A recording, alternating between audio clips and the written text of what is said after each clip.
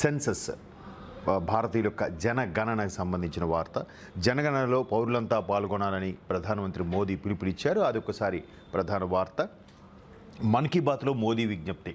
ప్రతిసారి కూడా ఆయన రేడియో ద్వారా మన్ కీ బాత్ మనందరి కోసం మాట్లాడే క్రమంలో భాగంగా రేడియోలో జాతిని ఉద్దేశించి ప్రధానమంత్రి మోదీ ప్రసంగిస్తుంటారు. దాంట్లో భాగంగా జనగణనలో పౌరులంతా పాల్గొనాలనేది ఇక్కడ మోదీ గారి ఉద్బోధ. ఒక్కసారి చూద్దాం. జనగణన ప్రభుత్వానికి సంబంధించిన కార్యక్రమం మాత్రమే కాదని, ఇందులో పాల్గొనడం ప్రతి పౌరుడి బాధ్యత అని ప్రధాని మోదీ ఉద్ఘాటించారు. జనగణన 2027 సందర్భంగా ఇచ్చే సమాచారం సురక్షితంగా డిజిటల్ రూపంలో ఉంటుందని తెలిపారు. ఈ ప్రక్రియలో ప్రజలంతా పాల్గొనాలని విజ్ఞప్తి చేశారు. రేడియో కార్యక్రమం మన్ కీ బాత్లో ప్రధాని ఆదివారం మాట్లాడారు. అయితే ఇందులో ముఖ్యంగా ఏ అంశాలపై ప్రస్తావించి మాట్లాడారనేది ఒక్కసారిగా మనం చూద్దాం. పవనశక్తి ఉత్పత్తిలో దేశం మరో మైలురాయి దాటిందని మోదీ పేర్కొన్నారు. ఈ రంగంలో భారత్ ఉత్పత్తి సామర్థ్యం 56 గిగావాట్ల దాటిందని చెప్పారు. పవనశక్తి ఉత్పత్తిలో భారత్ ప్రపంచంలో 4వ స్థానంలో ఉందని వెల్లడించారు. పవనశక్తి అంటే గాలి ద్వారా పవర్ని జనరేట్ చేసే కాన్సెప్ట్పై ఇక్కడ మోదీ ప్రసంగించారు. ఇది తమిళనాడులో ఎక్కువగా ఈ పవనశక్తికి సంబంధించిన విండ్ ఫ్యాన్స్ ఎక్కువ ఉన్నాయి. వాటి ద్వారా పవర్ని జనరేట్ చేస్తారు. అలాగే ఉత్తర భారతదేశంలో కూడా కొంచెం ఎత్తైన ప్రదేశాల్లో కూడా చాలా చోట్ల ఈ విండ్ పవర్ని జనరేట్ చేస్తున్నారు. మరోవైపు డైరీ రంగం పెద్ద ఎత్తున మార్పులకు లోనవుతోందని, భారత సంప్రదాయ రుచులకు ఈ రంగం కొత్త గుర్తింపును తీసుకొస్తోందని పేర్కొన్నారు. అంటే పాల ఉత్పత్తి కేంద్రాలకు సంబంధించి ఈశాన్య భారతంలోని కళాకారులను ప్రోత్సహించడానికి ప్రతి ఒక్కరూ అక్కడి వెదురు వస్తువులను కొనుగోలు చేయాలని మోదీ పిలుపునిచ్చారు. అంటే ఆయన ఇదేనే కాదు, మన తెలుగు రాష్ట్రాల్లో కొండపల్లి బొమ్మలు కానీ, తెలంగాణలో చేనేత వస్త్రాలకు సంబంధించి కానీ ప్రతి అంశము కూడా ఏదైతే పురాతన కళలు భారతదేశంలో నిమిడీకృతమై ఉన్నాయో అటువంటివన్నింటినీ కూడా అంతరించిపోకుండా ఉండడం కోసం ప్రతిసారి కూడా మన్ కీ బాత్లో ఏదో ఒక ప్రస్తావన తీసుకొస్తూ దానికి సంబంధించి ఆయన నొక్కి ఒక్కానించి చెప్తూ దానికి మరలా ప్రాముఖ్యత చేకూర్చేలాగా ఆయన ప్రయత్నం చేస్తున్నారు. ఇక్కడ అలాగే ప్రతి విషయంలో కూడా ఇక్కడ చూడండి, అణుశాస్త్రవేత్తల ప్రతిభను ప్రశంసించారు. దేశ పౌర అణు కార్యక్రమం పురోగతి సాధిస్తుందని, ఇది దేశ నిర్మాణంలో కీలక పాత్ర వహించనుందని కూడా చెప్పారు. ప్రతి చిన్న విషయాన్ని, ప్రతి సున్నితమైన అంశాన్ని కూడా మోదీ మన్ కీ బాత్తో ప్రస్తావిస్తూ వాళ్ళ గురించి అవసరమైతే ఆ పర్టికులర్ రాష్ట్రం, ఆ ప్రాముఖ్యత కలిగిన రాష్ట్రంలో ఆ రాష్ట్రానికి సంబంధించిన కళ, పైపెచ్చు ఆ కళకు సంబంధించి ఆ భాషలోనే ప్రస్తావించడం. ఆ భాషలో ఏమంటారు ఆ కళని, ఆ కళకి ఆ భాష యొక్క ప్రాముఖ్యత తెలియజెప్తూ ఆ భారతీయ భాషలోనే వాళ్ళకి శుభాకాంక్షలు తెలియజేయడం అనేది వాళ్ళందరూ ఒక్కసారి అరే మోదీ గారు మా కోసం మాట్లాడారు, దేశ ప్రధాని మా కోసం మాట్లాడారనేలాగా వాళ్ళకి మనోధైర్యాన్ని, ఆత్మస్థైర్యాన్ని కల్పిస్తున్నారు. నోబెల్ పురస్కార్ గ్రహీత రవీంద్రనాథ్ ఠాగూర్ను ప్రధాని స్మరించుకున్నారు. ఠాగూర్ గొప్ప రచయిత, ఆలోచనాపరుడని, ప్రఖ్యాతిగాంచిన సంస్థలెన్నింటినో ఆయన తీర్చిదిద్దారని పేర్కొన్నారు. చిలీలోని ఓ సంస్థ బుద్ధుడి బోధనలను ప్రచారం చేయడంపై మోదీ ఆనందం వ్యక్తం చేశారు.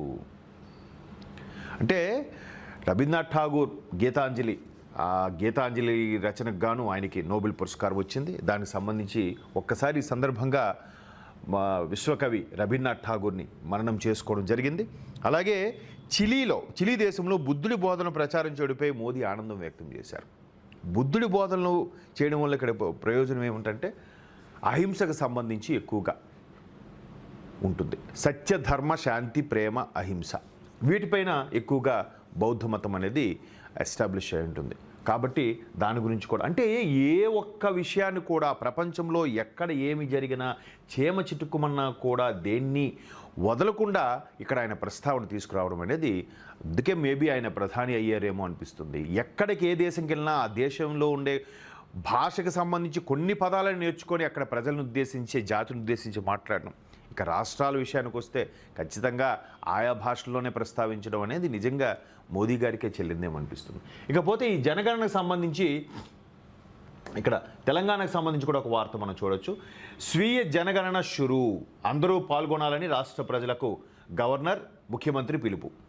కుటుంబ వివరాలు నమోదు చేసిన శివప్రతాప్ శుక్లా రేవంత్ రెడ్డి వివరాలు ఇస్తే పథకాలు రావనే అపోహ వద్దన్న కిషన్ రెడ్డి.